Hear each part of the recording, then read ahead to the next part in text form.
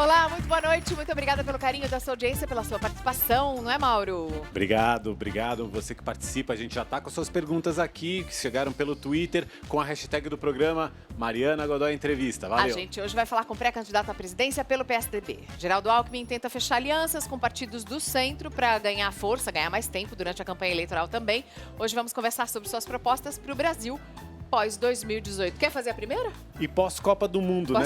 Você já Mundo. pode mudar de canal e sintonizar agora na política, porque tem eleição, é coisa séria. É verdade, eleição é coisa muito séria. Ô, governador, muito bom. Boa noite, né? Eu ia falar bom dia. Eu tô toda...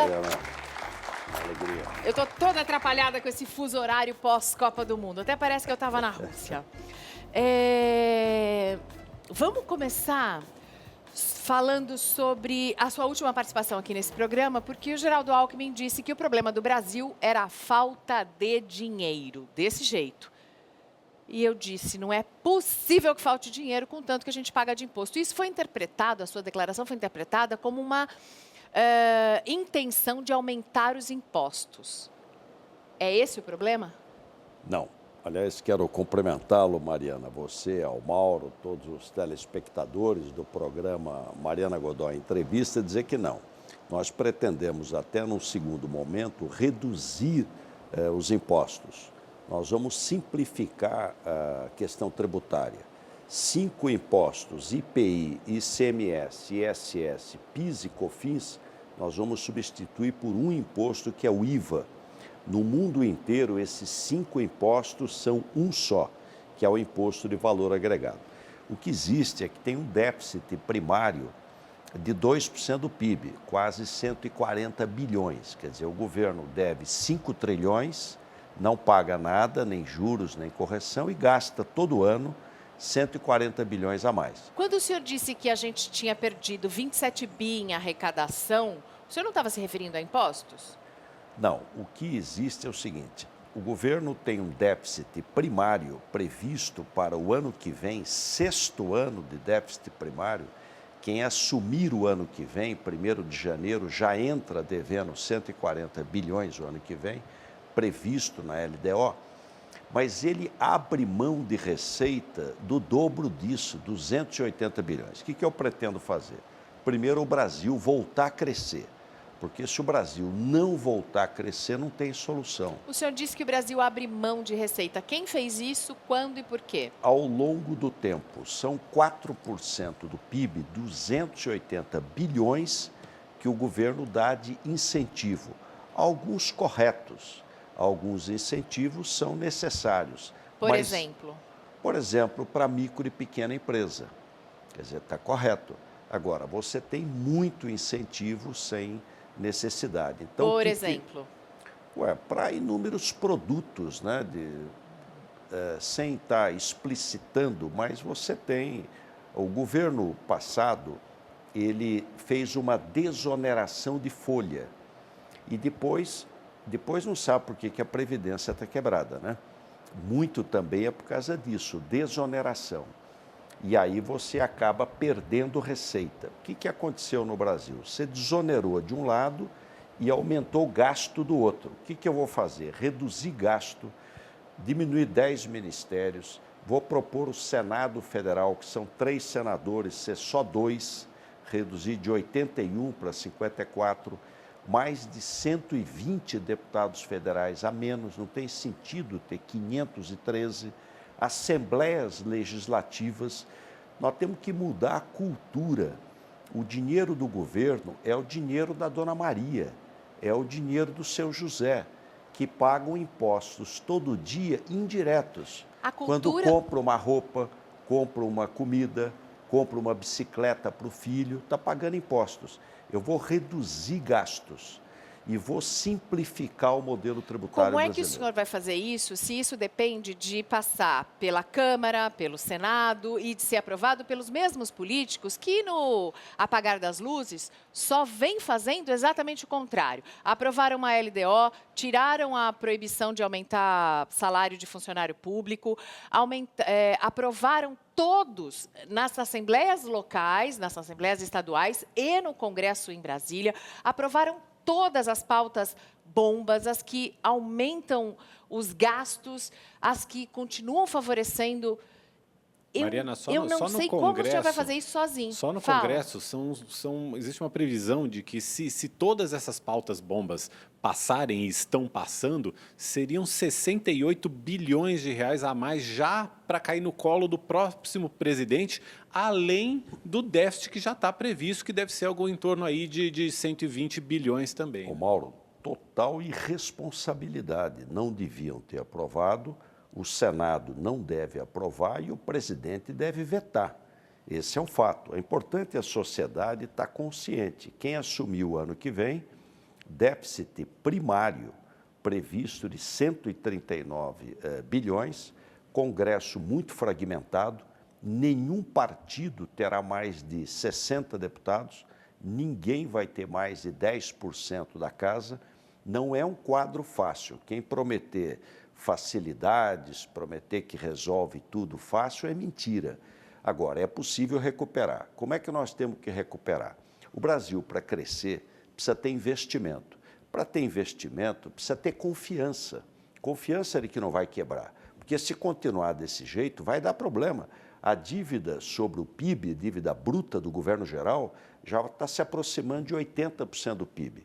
Aí a pessoa que tem o dinheiro na poupança, em títulos do governo, já começa a ficar preocupada, você começa a ter fuga de capitais. Então, o que eu pretendo rapidamente? Fazer as reformas. Aí você me pergunta, mas consegue? No começo consegue, Mariana. Porque quem for eleito, eu que perdi a eleição para o Lula em 2006, tive quase 40 milhões de votos. Quem for eleito vai ter quase 60 milhões de votos. A força é muito grande do povo, da democracia, do voto. Tem que aproveitar esses primeiros 6 meses para fazer todas as reformas, política, previdenciária, tributária e reforma de Estado. Diminuir o tamanho do Estado para poder não ter que aumentar impostos e até poder reduzir no segundo momento. E fazer isso a partir da confiança da vitória na eleição, né? Fazer isso logo no começo, porque depois, se precisar ficar negociando com os políticos lá de Brasília... Se não fizer, Mariana, no primeiro 6 meses não faz. Tem que fazer rapidamente. Por isso nós estamos com a melhor equipe de economistas, Pércio Arida, Edmar Baixa, José Roberto Mendonça de Barros, tudo sendo preparado. Aliás, foram os pais do Plano Real. Pércio Arida, Edmar Baixa. Pércio Arida, Edmar Baixa, José Roberto Mendonça de Barros, Alexandre Mendonça de Barros. Agora estamos incorporando um time enorme aí para trabalhar. Porque a gente também pede notícias, pede perguntas no Twitter e vem as perguntas também bastante íntimas, né? Como essa, por exemplo, que diz o seguinte, põe aí, Matheus, para a gente mostrar. Da Érica. As pesquisas indicam que os brasileiros estão procurando um candidato mais agressivo, alguém que se posicione. Mesmo sabendo da sua competência, ouço comentários que o próximo presidente precisa ser firme. Não está na hora de colocar uma pimenta nesse chuchu? Olha, eu nunca fui, Mariana, showman. Eu acho que governante, prefeito, eu fui prefeito 6 anos, governador, fui governador 4 vezes, e presidente, é para resolver problema. Não é para fazer show, para ser o artista, para dar espetáculo. A política que eu acredito, moderna, é de resolver problemas da população. Isso é que interessa, fazer o país crescer, trazer investimento, melhorar a segurança, melhorar a saúde, que é meu dever até como médico, educação, reduzir custos, ter eficiência. É nisso que eu acredito. Não é essa coisa meio do passado, de ribalta, né? Demagógica, discursiva. Eu não escondo nada. Vou fazer reforma política para ter menos partido político no Brasil e voto distrital ou distrital misto. Vou fazer reforma tributária para simplificar o modelo tributário. Vou fazer reforma previdenciária para acabar com privilégio, para ter um sistema de previdência igual para o trabalhador do setor privado e do setor público. E vou fazer reforma de Estado para reduzir o tamanho do Estado e desonerar, tirar das costas dos trabalhadores e dos empreendedores. Governador, deixa eu só acrescentar uma coisa. O senhor está negociando alianças aí com uma série de partidos. Se o senhor for bem sucedido, o senhor vai ter, além do PSDB, outros 9 partidos na sua coligação. O senhor já combinou tudo isso com os russos também? Porque entre esses partidos tem um pessoal ali de toma lá da cá, que gosta de cargo, gosta de verba fácil, essas coisas. Então, como garantir que vai fazer todas essas reformas se alguns desses partidos nem sempre são tão afeitos assim a compromissos programáticos? Olha, nós estamos procurando fazer uma aliança em torno de propostas. Eu não escondo o que eu vou fazer, né? Eu falo. Então, todo mundo sabe o que nós defendemos. Aliás, já fizemos em São Paulo. Se você pegar a reforma da Previdência, eu assumi o governo em 2011, no primeiro ano já mandei para a Assembleia, já aprovou e já está valendo. Então, aqui em São Paulo, todo mundo que entrou de lá para cá, pode ser do Judiciário, do Legislativo, pode ser altos cargos do Executivo, vão todos aposentar pelo teto do INSS, igual o trabalhador da iniciativa privada. E tem uma complementação da aposentadoria paga por ele, não pela Dona Maria, não pelo seu José. Hoje nós temos um Robin Hood às avessas. Então, nós somos absolutamente transparentes. A aliança está indo bem. Claro que só vai ser no fim de julho, começo de agosto, porque com a lei nova, você só pode fazer convenção depois de 20 de julho. Nenhum pré-candidato, Mauro, nenhum pré-candidato tem 2 partidos. Nós já temos 5 apalavrados, o que nos garante 20% do tempo de televisão. PSD? Eu até não tenho anunciado para deixar que eles anunciem, mas até vou dizer aqui para você, com quem que a gente tem conversado e está bem encaminhado. PSDB, PSD, PTB, PPS e PV. Isso já dá 20% do tempo de televisão. E estamos conversando com o chamado Blocão. Eu quero ganhar a eleição... Blocão tem o DEM, né? Exatamente. O Blocão é o Democrata, o PRB, o Solidariedade e o PP. Claro que tudo isso é porque a reforma política não foi feita integralmente, porque não é possível o Brasil ter 35 partidos. Então, pois é, o Brasil é um país que tem um monte de partido, porque partido dá dinheiro, né, governador? Então, aliás, você colocou bem, Mariana. Sindicato dá dinheiro. Mariana, você colocou bem. Não são 35 ideologias, são pequenas e médias empresas mantidas com dinheiro público, Como é que se acaba com isso? Acabar com a coligação proporcional, porque aí o partido vai ter que fazer o quociente eleitoral para eleger o seu deputado. Metade fecha. Ou seja, quem não tiver algum deputado eleito também não vai receber dinheiro, é isso? É isso aí. Todos esses partidos estão lá no Congresso e houve uma tentativa de se fazer uma reforma política agora, no ano passado, e não Mauro, passou uma coisa foi coisa. feita, só que não vale para esta eleição, mas vale para a próxima, municipal, 2020. É proibido coligação proporcional. Pode escrever, dos 35 vai reduzir para 15. Ainda é um absurdo, mas vai reduzir já para 15. A hora que a cláusula de desempenho subir, você vai reduzir para 4, 5 partidos. Veja como a política piorou. O governador de São Paulo era o Franco Montoro, primeiro eleito. Eu fui eleito deputado estadual pela minha região lá do Vale do Paraíba. O nosso partido tinha 42 deputados em 84 cadeiras na Assembleia, metade. Um partido só tinha metade dos deputados. O Montoro não fez um secretariado, fez um ministério verdadeiro. Um partido. Hoje, no Congresso Nacional, tem 26 partidos. É quase ingovernável. Por isso que eu destaquei. Não, e partidos até que não têm, a orientação não vale. E quando você tem 35 partidos, estão todos fragilizados. Todos. Inclusive o meu. Está tudo fragilizado. Então, aí, cada um é um partido. Eu pretendo, no comecinho do ano, chegando lá, reforma política, reforma previdenciária, reforma tributária, reforma de Estado e o Brasil voltar a crescer. Emprego. Um fato importante, Mariana e Mauro, da década de 30 à década de 80, O Brasil foi o país que mais cresceu no mundo. 50 anos. O Brasil cresceu 5% todo ano. Mas o que aconteceu que parou? Nós estamos andando de lado, que nem caranguejo, estamos indo de para lado trás. tudo bem, a gente está andando para trás mesmo. Para trás. Então, por que o Brasil não volta a crescer? Porque ficou caro. O Brasil é um país caríssimo. Um automóvel no Brasil custa 2,5 vezes um carro nos Estados Unidos. Um minuto de celular custa 7 vezes nos Estados Unidos. O spread bancário, os juros do banco, 4 vezes o mundo. País caríssimo. Perdeu competitividade. Nós vamos fazer uma grande agenda de competitividade para reduzir custo Brasil. Com isso, melhora a vida das pessoas. A minha meta, Mariana, é dobrar a renda do brasileiro. Você, Geraldo, aqui no café, é o candidato do establishment, do mercado? Não, eu sou o candidato da mudança.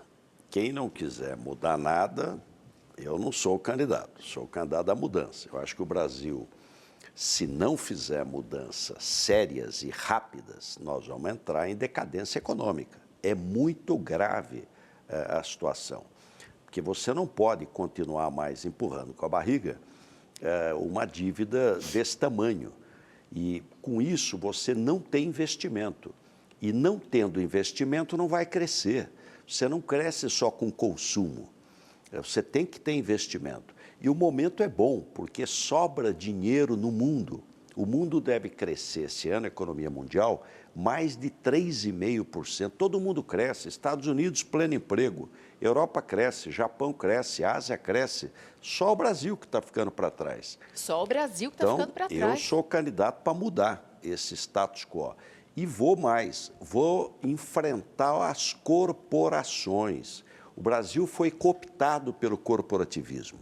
Corporativismo estatal, as grandes estruturas de Estado, os poderosos, e corporativismo privado. Nós vamos pôr o dedo na ferida, enfrentar o corporativismo. Isso quer dizer o quê? Privatizar a Petrobras? Isso quer dizer privatizar, quer dizer reformar o Estado, quer dizer ser justo no funcionalismo público, diminuir o tamanho do Estado, fazer uma reforma previdenciária. Olha a injustiça. O trabalhador aqui da televisão, do rádio, que está nos assistindo, do comércio, da indústria, da agricultura, aposentadoria R$ 1.400, a média de aposentadoria. O setor público federal, você pode escolher 8 mil, 17 mil, 27 mil reais de média. Não é possível. O Brasil é mais, Mariana, do que um país desigual. É um país profundamente injusto. Vários internautas questionam mais uma vez, não é a primeira vez que aparecem esses questionamentos quando o senhor vem aqui. O Márcio Rangel, por exemplo, fala da questão do Rodoanel, as estações de metrô inauguradas agora no final de governo, mas que ficaram muito tempo paradas também.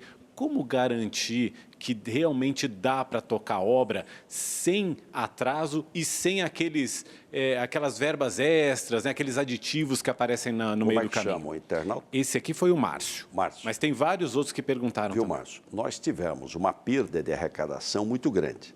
Porque quando o PIB em 2014, 2015, 2016 caiu 3,5%, a sua arrecadação cai 6%. Então, caiu a arrecadação, você tem menos dinheiro. Agora, nós entregamos aqui a linha 4 do metrô, já entregamos Oscar Freire, já entregamos Higienópolis, e mais alguns meses vai ser entregue a estação Morumbi, ali pertinho do estádio do Morumbi, e depois Vila Sônia. A linha 5, agora no mês de agosto, vão ser entregues mais 4 estações. Eu entreguei 4 antes de sair, agora mais 4. A ACD Servidor, Chácara Clabim, Santa Cruz, fica faltando só uma estação, Campo Belo, mais para o fim do ano. Entreguei o trem para Cumbica, nova linha de trem. Hoje você vai dentro lá do aeroporto lá de Cumbica. Dentro, não vai. Chega ali pertinho, Ô, Mariana... Também tem internauta reclamando disso, não. governador. Então, tem internauta reclamando disso também, que o metrô não chega até lá. Está perto do terminal de carga, então está chegando, mas dentro não está. Mariana, vamos explicar. Bora. Era para chegar dentro do estacionamento. A concessionária nos proibiu. porque ia fazer um hotel. O aeroporto é federal. O governo federal fez uma concessão. A concessão ganhou uma concessionária. Quando nós estamos começando a obra, falou, não pode chegar aqui no estacionamento, porque vai ter aqui shopping center, vai ter hotel, então você tem que parar antes. Então foi o aeroporto que não deixou. Não deixou a concessionária. E nos prometeu um people move. O que é aquele people mover? Você tinha um trenzinho que te levava, porque também você chegaria num terminal. São vários terminais, claro. Não dá para ir a todos um trem. Então, você pararia no primeiro, aí para os demais você teria que ter um people mover. Só que com a crise também não fizeram people mover nenhum. O que está tendo é um ônibus gratuito que leva em todos os terminais.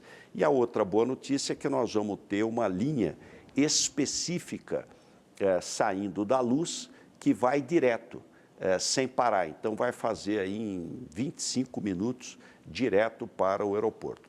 Mas tem mais. Depois nós temos a linha 9. Estamos fazendo mais 2 estações para chegar no extremo sul de São Paulo. De Grajaú, onde está parado, nós vamos até Varginha. Depois tem o VLT da Baixada, tudo entregue. E o Rodoanel também será entregue. Estamos fazendo, estive agora verificando, a Tamoios. Nós vamos com pista duplicada até Caraguatatuba, até São Sebastião, nova autoestrada. O governo de São Paulo é um dos poucos governos do Brasil que está investindo, mesmo na crise. Agora, o que precisa é o Brasil voltar a crescer. A minha meta é emprego, emprego, emprego, renda, renda, renda.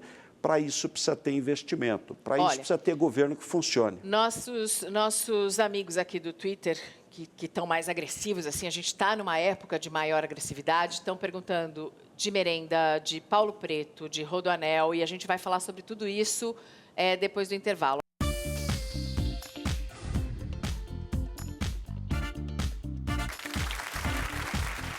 Voltamos com a nossa entrevista com o candidato, pré-candidato à presidência da República, Geraldo Alckmin. Eu vou fazer uma pergunta agora da Amanda, é o seguinte. O que o senhor vai fazer se o Centrão apoiar o Ciro? Porque teve uma reunião na casa do Benjamin Steinbrück, que pode vir a ser o vice na chapa com o Ciro Gomes. Dá para ganhar sem o apoio do Centrão? Olha, nós já temos hoje, eu coloquei antes, Amanda, praticamente encaminhados 5 partidos, independente de qualquer coisa. Agora, estamos trabalhando. Eu acho que os partidos que compõem aí o Centrão temos possibilidade. Eu acho que as conversas estão indo bem. Eu não quero ganhar a eleição a qualquer preço, de qualquer forma. Nós precisamos fazer uma aliança para governar o Brasil, para fazer as mudanças que o Brasil precisa em torno de propostas. E as conversas estão caminhando bem.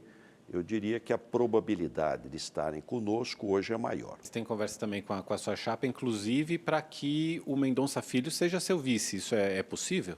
O vice, normalmente, ele deve ser, se tem vários partidos, de outro partido. Se eu sou de São Paulo, então de outra região. Mas essa é uma definição mais ao final.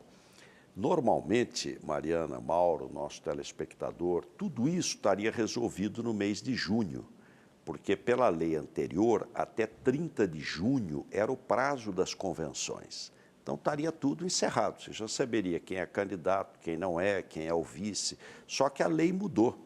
Só pode começar a fazer dia 20 de julho, agora no final desta semana. Aí que você começa as convenções.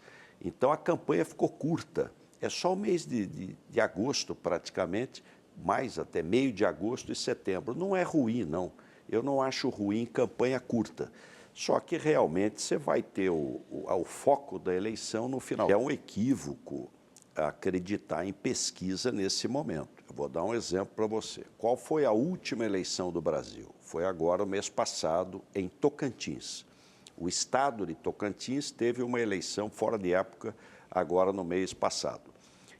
Não é 3 meses antes, 10 dias antes da eleição, pesquisa. Primeiro lugar, o ex-prefeito da capital. Segundo lugar, uma senadora da República. No domingo da eleição, nenhum dos dois foi para o segundo turno. Nem o Amasta, nem a Cátia Abreu. Nem a Cátia Abreu. Nenhum dos dois. Era o primeiro lugar o Amasta, o segundo a Cátia Abreu. Nenhum dos dois foi para o segundo turno. No Rio de Janeiro também teve Crivella e o Freixo. O Freixo acho que não isso estava. muda.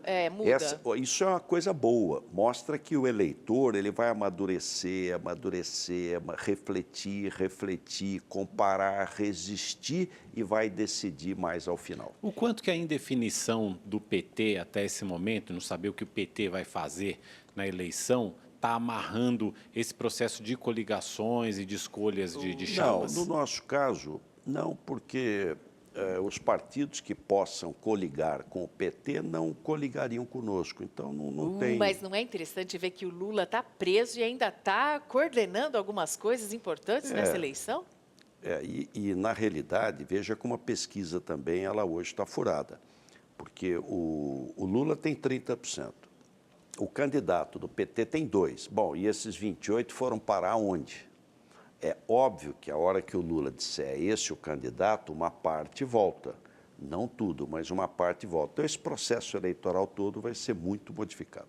O Marco Almeida, não é só ele, mas eu vou personalizar aqui nele, ele pergunta o seguinte: por que razão o PSDB apoiou o Aécio, por que o PSDB não se posicionou fortemente contra a corrupção generalizada? Marco Almeida, né? Olha, o Marco Almeida, não o PSDB, tomou todas as providências. Tanto é que o Aécio era o presidente do partido e ele saiu do partido. O partido fez uma eleição nova e elegeu uma nova direção partidária. Então, o partido agiu, e agiu rápido. Ele foi afastado da direção partidária, o partido fez uma nova convenção e elegeu um novo diretório nacional. O Marco Almeida também perguntou o que o senhor acha sobre a demora das investigações sobre o caso do assassinato da Marielle e do Anderson Gomes no Rio de Janeiro. Olha, eu até estive, respondendo ao Marco Almeida, estive no Rio de Janeiro e até questionei lá. Puxa vida, já fazem vários meses, né? Não tem nenhum indício ainda e, infelizmente, ainda não. Quer dizer, eu acho que tem que haver um grande empenho. Não existe crime perfeito. Tem que investigar para valer, que vai acabar descobrindo, né? E é muito estranho. E é um crime realmente, acho que tudo político. Porque qual a razão para matar uma moça que tem uma vida política, tem suas crenças, aliás, a ela e ao motorista, né? 2 mortos. 2 perguntas sobre educação, uma da Gisele Moca e outra da Lilian Spix. A Lilian quer saber quantos alunos cada turma deveria ter para que os professores pudessem alcançar todos na sala de aula. E a Gisele Moca quer saber se o senhor tem algum plano de incentivo e preparo para os professores da educação básica. Olha, primeiro a Lilian dizer nenhuma classe deve passar de 35 alunos. E quanto menor o ensino, quer dizer, quanto as aulas, os cursos iniciais, até menos, 30 alunos. Eu pretendo, respondendo a Gisele, priorizar a educação básica. Até quero falar com as mulheres, falar com as mães aqui, que nós vamos priorizar o ensino infantil. A educação infantil, que é de 0 até 5 anos de idade, que é quando o cérebro mais se forma, quando é importante a parte emocional da criança. Então, é creche 0 a 3 anos de idade e a pré-escola, que é o ensino infantil. Depois, a qualidade do ensino fundamental, de 6 a 14 anos, e depois o ensino médio e técnico. Há um estudo, Mariana, Mauro, feito que me entregou o Pércio Arida, de que se o Brasil subir 50 pontos no PISA, o PISA é o Exame Internacional da Educação Básica, não é faculdade. Se subir 50 pontos, é ler e interpretar texto, matemática e ciências. O Brasil cresce 1% no PIB para o resto da vida, permanentemente, pelos ganhos de produtividade. Nós temos que investir, Gisele, você tem razão, eu vou priorizar educação básica. Isso é que vai fazer a diferença. Agora vamos para as perguntas um pouco mais agressivas, porque é o momento que nós estamos vivendo. O Edson quer saber o seguinte, sobre o escândalo da merenda aqui em São Paulo e a impunidade na justiça paulista que não investiga os tucanos. Aliás, ele generaliza, né? O Edson diz isso, a Érica também menciona, o Leandro quer saber como fazer no país o que não dá para fazer, não deu ainda para fazer em São Paulo. E o Leandro diz, as obras têm atraso, tem superfaturamento de obra e tem corrupção, sim.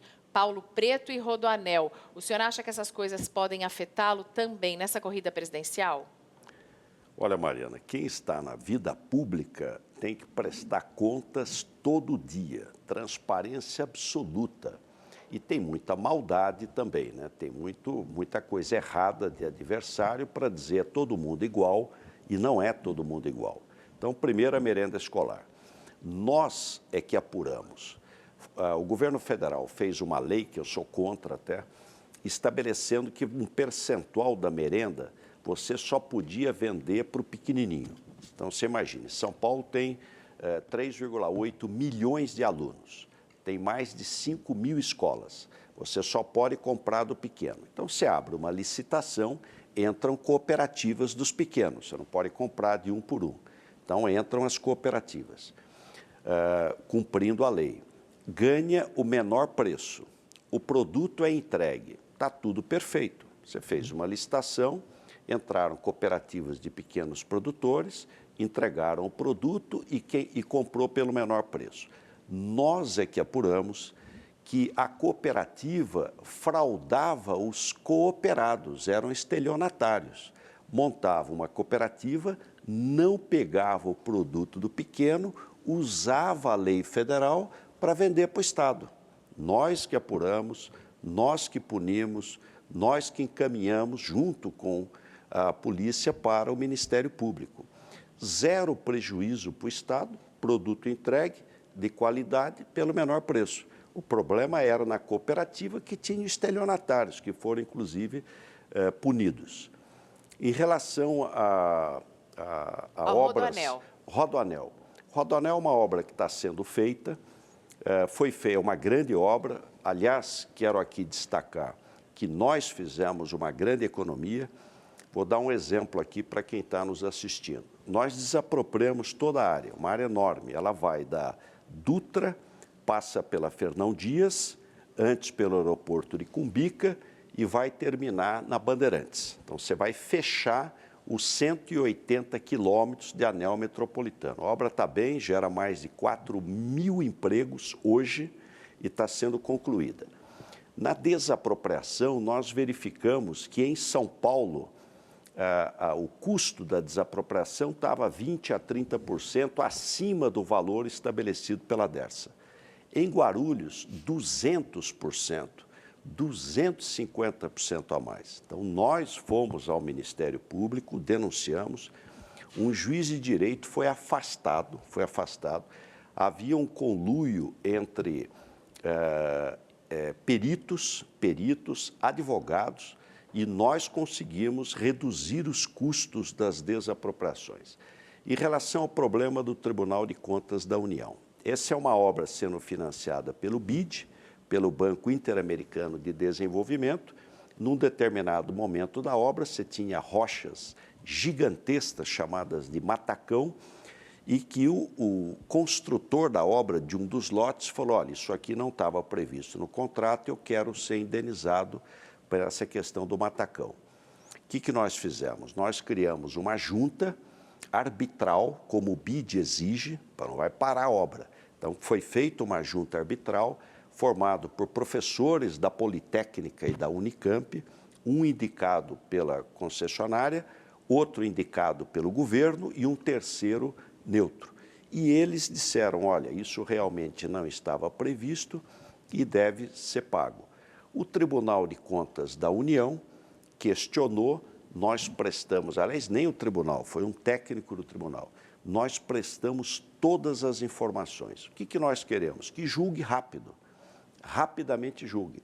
E nós temos plena confiança de que a medida foi correta nesse sentido. Tem mais perguntas que chegaram aqui. O Tiago Rafael faz uma pergunta em relação à segurança. Como é que o senhor explica que a maior facção hoje do país nasceu e se fortaleceu aqui no estado de São Paulo? Ele deve estar se referindo ao PCC, porque o Comando Vermelho é do Rio de Janeiro, né? Mas o PCC já se alastrou por todo o país e agora está, inclusive, em outros países aqui da América do Sul. Olha, presos se organizarem não é novidade. Eu até estava lendo, há uns anos atrás, um livro sobre a Ilha Anchieta. A Ilha Anchieta, lá em Ubatuba, foi presídio. Isso na época, na década de 50. Eram 300 presos. E você vê nitidamente a organização dos presos. Então, sempre que você une muita gente, as pessoas se organizam. Agora, não tem um membro do PCC, não é possível falar um nome que não esteja na cadeia penitenciária de segurança máxima. Não tem. São Paulo eram assassinados 13 mil pessoas por ano, em 2001. Nós reduzimos para 12 mil, 11, 10, 9, 8, 7, 6, 5, 4. O ano passado, 3.503 Mas tem homicídios. gente que acha que esse número foi maquiado, que é Não um existe jeito diferente isso, Mariana. de contar. Mariana, não existe. Não, quando eu falo 3.503, são vítimas. Porque se você pegar homicídio, que é o correto, é 3.200. Você tem um homicídio, 2 mortos. O que os números internacionalmente você faz? É o fato, é o homicídio. Aí começaram a dizer, não, vocês estão usando homicídio e não vítimas. Então, nós mudamos. Então, tá bom. Então, vamos usar o número de vítimas. Mortos, 3.503. Nós queremos que seja 0, mas era 13 mil. O Brasil, em 2016, foram assassinados no Brasil 62.500 pessoas. Esse número é um absurdo. É uma barbaridade. Então, é claro que ninguém está satisfeito, mas é importante mostrar o seguinte, o Brasil tem 30 homicídios por 100 mil habitantes. São Paulo tem 8. 8, é menor que Washington. Olha, e aí eu queria trazer, Mariana, uma palavra sobre o seguinte, o problema é do Brasil inteiro, correto? Certo. É do Oiapoque ao Chuí, violência. Então, por quê? Primeiro, tráfico de droga. Infelizmente, o Brasil é hoje o maior consumidor de crack e de cocaína do mundo. Do mundo. Onde é que está o governo federal que não cuida das fronteiras? Nós produzimos cana, milho, soja, café, nós não produzimos cocaína. Tráfico de arma. Como é que entra metralhadora, fuzil? Entra pelas fronteiras. Eu vou criar a Guarda Nacional. Hoje, a Força Nacional, você pega um PM daqui de São Paulo e leva para outro estado. Pega de um estado e leva para o outro. Você está vestindo um santo, desvestindo o outro. E o policial vai trabalhar num estado que ele não conhece. Eu pretendo ter uma Guarda Nacional. O Exército não poderia fazer isso? Então, subordinado às Forças Armadas. Os conscritos, aqueles que estão saindo das Forças Armadas, aquele jovem que está saindo, olha, fique conosco aqui na Guarda Nacional. Eu montei uma equipe, Leandro Piquet Carneiro, melhor profissional da área, da academia. O general João Campos foi o último comandante aqui do Sudeste. Foi para a reserva faz 2 meses e está nos ajudando. Coronel José Vicente, um dos maiores estudiosos na área de segurança. A doutora Raquel Lira, delegada da Polícia Federal, hoje prefeita de Caruaru, em Pernambuco. Estamos com a melhor equipe para ter uma agência de inteligência integrando Forças Armadas, Polícia Federal e os estados para a questão de fronteira. Para ter uma ideia da gravidade disso, Mariana, para o telespectador entender como não é fácil, os Estados Unidos têm 5.000 quilômetros de fronteira seca com o México. Problemão. Nós temos 17.000 quilômetros de fronteira seca com os países maiores produtores de droga do mundo. Gente, gestão e tecnologia. Existe o CISFRON, que é o Sistema de Controle de Fronteiras, que precisa ser ampliado.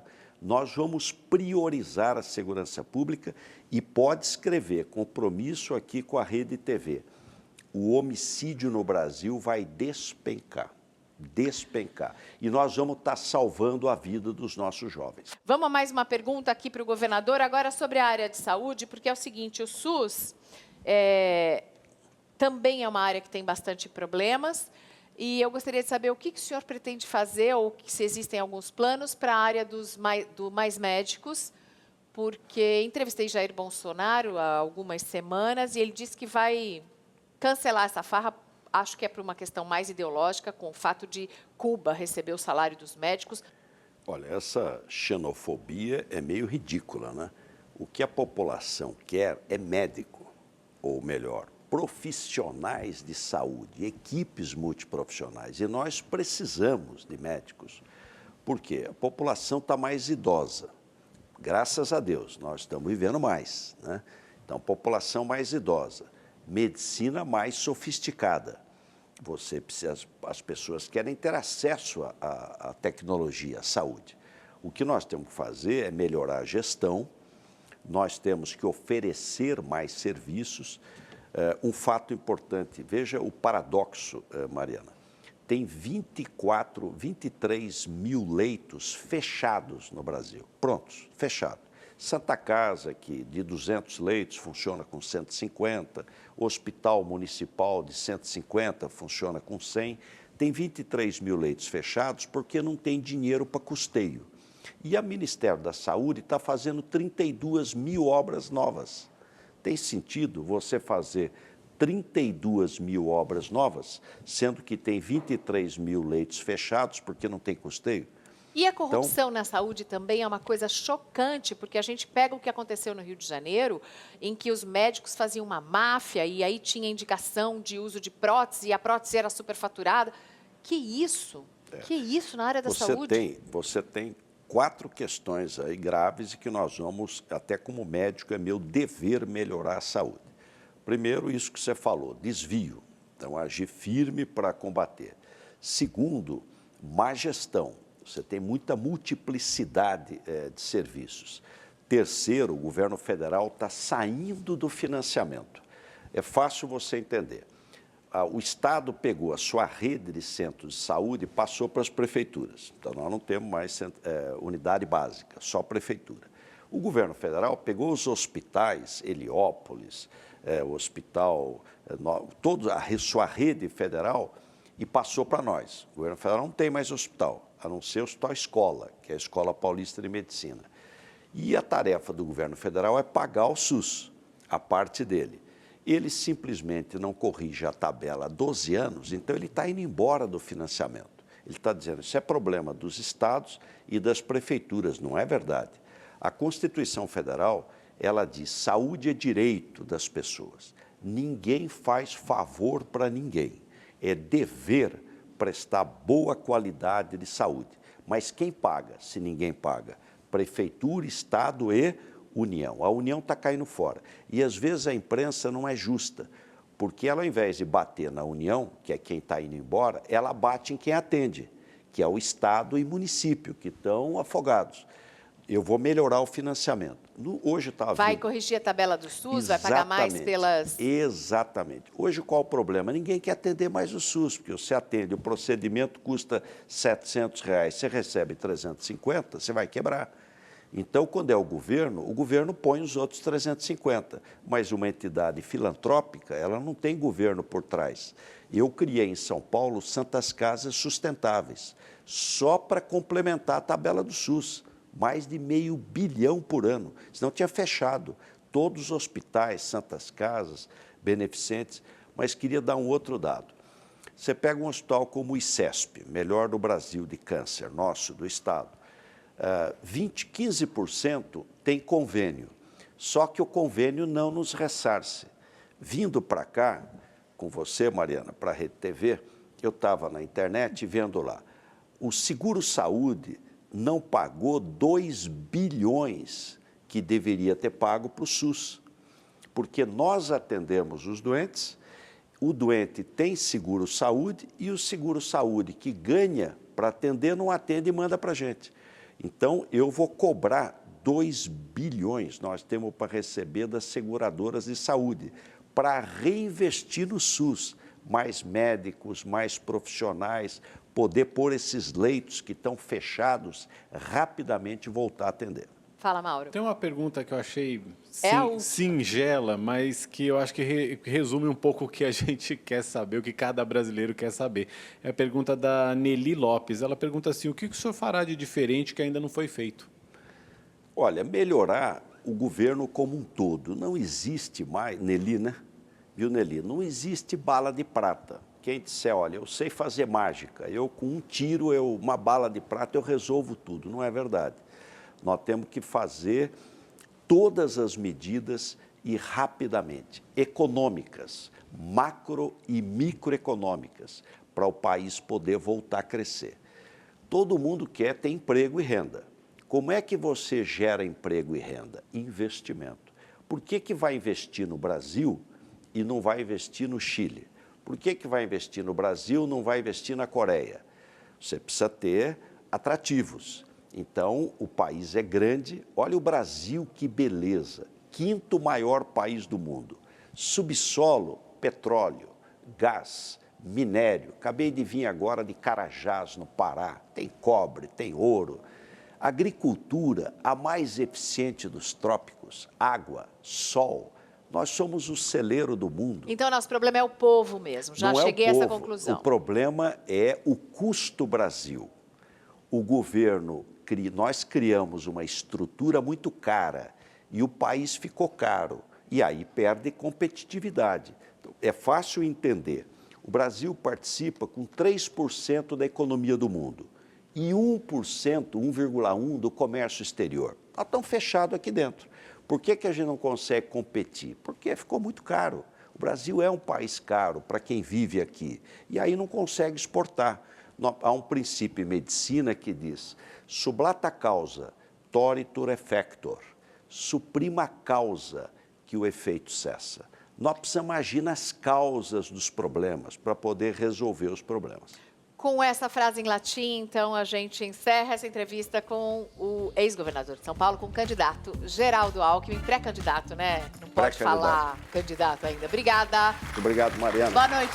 Muito obrigada. Obrigado. Até semana que vem, gente. Até a próxima.